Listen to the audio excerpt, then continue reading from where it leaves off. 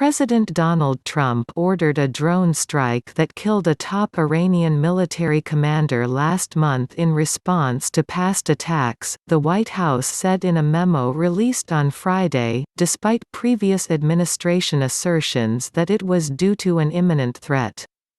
As required by law, the administration sent Congress an unclassified justification for the strike on January 2 that killed Qassem Soleimani at the airport in Baghdad. The strike, and Iran's retaliation, raised fears of wider war and frustrated some lawmakers who said Trump had given them shifting justifications for the attack. The president directed this action in response to an escalating series of attacks in preceding months by Iran and Iran-backed militias on U.S. forces and interests in the Middle East region, the report to Congress said. The House of Representatives Foreign Affairs Committee released the memo a day after the U.S. Senate, in a rebuke to Trump, passed legislation with rare bipartisan support to limit the president's ability to wage war against Iran.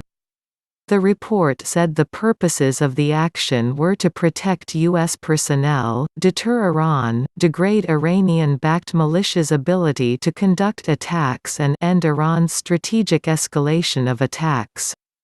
It also said the U.S. Constitution gives the President the right to direct the use of force to protect the country from an attack or threat or imminent attack. And it said an authorization for the use of military force that Congress passed in 2002, for the Iraq War, also applied.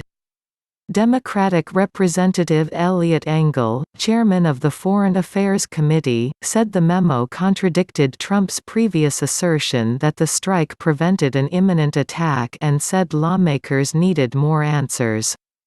This spurious, after-the-fact explanation won't do. We need answers and testimony, so I look forward to Secretary of State Mike Pompeo testifying before the committee at an open February 28 hearing on Iran and Iraq policy, including the Soleimani strike and war powers, Engel said in a statement.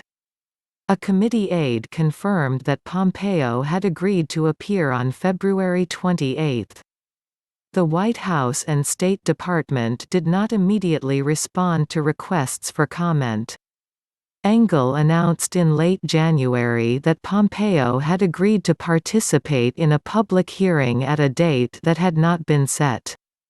Pompeo had declined two previous committee requests to discuss Iran policy in an open setting.